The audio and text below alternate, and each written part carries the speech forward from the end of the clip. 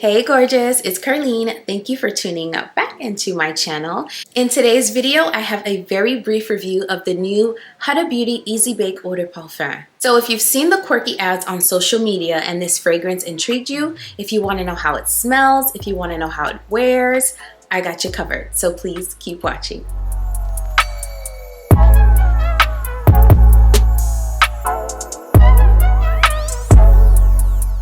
Hey friend, welcome back to the channel. Per usual, I am super excited to get into this new fragrance. To those of you who have just discovered my channel, over here I make videos on luxury. I do review videos like this one. I share my fragrance journey, and I also sprinkle in a little bit of lifestyle in my monthly vlogs. So if any of those things sound good to you, then I would love to have you here. So go ahead and hit that subscribe button and also turn on that notification bell so you know exactly when my videos drop. All right. Let's get into it. So today we're talking all about Easy Bake Eau de Parfum by Huda Beauty. I am a lover of the Easy Bake and Snatch pressed powder. Now, I've never owned the loose powder and I don't know what the original loose powder smelled like, but according to what I've heard, this fragrance, the Easy Bake Eau de Parfum, is supposed to smell like the original formulation of the Easy Bake loose powder. From my understanding, the original Easy Bake loose powder used to have a fragrance, and for the benefit of consumers, the fragrance was removed and the powder reformulated, but the brand wanted to bring back that fragrance that was in the powder in the form of an eau de parfum. And that's where the Easy Bake Eau de Parfum enters the conversation. So let's get into this fragrance today. So this fragrance retails for $65, and for $65,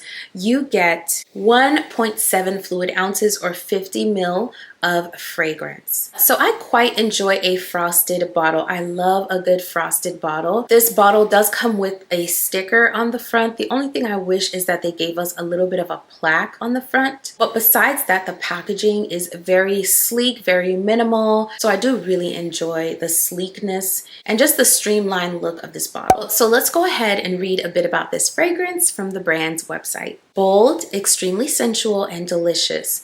We took the iconic fragrance from our Easy Bake Loose Setting Powder and bottled it. Capturing the seductive creamy floral bouquet from our cult fave powder, our limited edition Easy Bake Eau de Parfum is a signature perfume that leaves an irresistible scent trail wherever you go.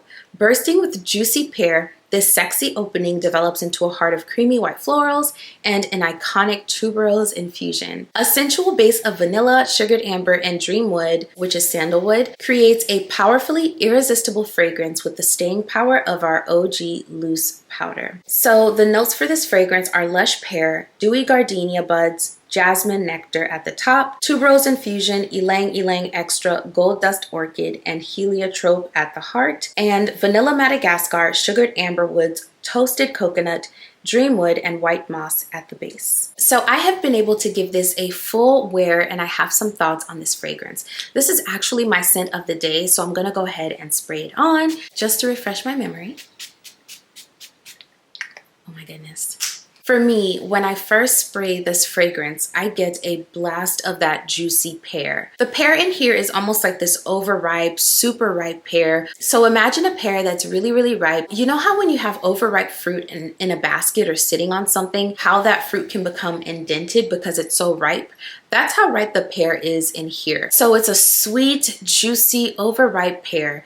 And then I immediately start getting the florals in here. There are some beautiful florals in here. Mainly white florals in here. When I saw the notes in this fragrance, it was a done deal because I love a good white floral, especially a creamy, velvety white floral. And that's what the white florals in here smell like. Very creamy, very rich, very velvety, absolutely gorgeous. The white florals in here are done to perfection. The white florals in here are not heady at all, so I can definitely see someone who maybe doesn't necessarily enjoy white florals still enjoying this fragrance, because once this fragrance starts to get into the mid notes, maybe about 5 to 10 minutes after the initial spray, the florals calm down significantly. But what I love about this fragrance is I'm left with like this trace of ylang ylang. The tuberose infusion begins to calm down and kind of go to the background, but the ylang ylang is still there to my nose throughout the mid. So as this dries down, you lose a lot of those white florals, and then the ylang ylang stays behind a little bit. The ylang ylang has like this banana-like nuance. So this fragrance almost has this richness and denseness and kind of stickiness. So what I quite enjoyed about this fragrance is it took me on a journey. It wasn't an extremely long journey, but it definitely took me on a journey. My favorite part of this fragrance is the dry down, and it starts to really get into those heart and base notes about 10 minutes after the initial spray. And so my favorite part about this fragrance is that transition from heart to base. The heart notes are beautiful. The base notes are absolutely delicious. To my nose, the journey starts you off with a blast of an overripe, juicy pear. You also get some gorgeous velvety white florals. The white florals are prominent for just a little bit, and then quickly thereafter they sort of start to take a back seat. They calm down quite a bit, and you're left with like a trace of ylang, that banana-like tropical floral. As you get into the dry down of this fragrance, it gets creamy, it gets sweet. There's a sugared component. The amber really shines through. The coconut is what I feel gives this like this slightly lactonic vibe, but this is not a sunscreen like coconut. It is coconut done differently. And the closest fragrance I have in my personal collection that has a similar coconut is Queening by Mind Games. So to me, this fragrance, the scent, the juice, is absolutely fabulous. Although this is a mass appealing scent in my opinion, it doesn't smell like a designer fragrance. This smells like a niche fragrance. So now let's talk about the wear. So this fragrance gave me over 10 hours on my clothes, with the first 4 to 5 hours projecting at about an arm's length. After that, it became more of an intimate scent bubble, but this gave me more than 10 hours on my clothes. On my skin, I got about 5 to 6 hours where I could still smell it. And overall, this fragrance gave me moderate projection, and I don't think the sillage is the most amazing, incredible sillage in here. I would say it's like low to moderate because it's not a fragrance that sits in the air, but it is a fragrance that lasts a long time and projects moderately for the first 4 to 5 hours, meaning people will be able to smell you at an arm's length distance.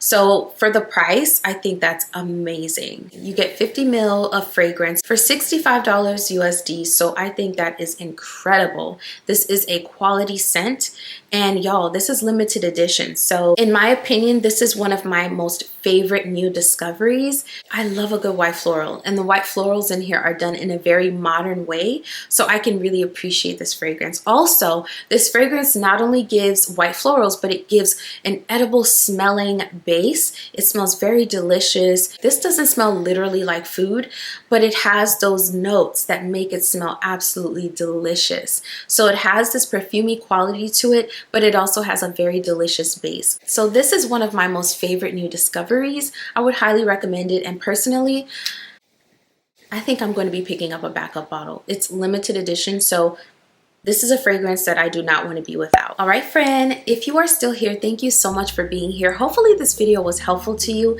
If it was, don't forget to hit the like button on your way out. And if you enjoy fragrance content, I make quite a bit of it on this channel. And today, before we part ways, I want to leave you with this thought. Remember to be kind to yourself. If you're someone that is always giving, always pouring out, make time for whatever you need, whether it be a mental break, time to watch your favorite shows, time to exercise. Be kind to yourself. And being kind to yourself also means to speak kindly to yourself. The person we talk to the most, believe it or not, is ourselves. Every day we engage in a lot of self-talk up here. And so remember to be kind to yourself and how you're thinking about yourself, how you're seeing yourself. Give yourself grace where you need to. If something happened this week where you didn't have your best moment, grace yourself, give yourself grace, because guess what? We have today and we have this very moment. So remember to be kind to yourself. I will be over here doing the exact same thing. Thank you so much for watching this video. I will see you in the next one very soon. Bye.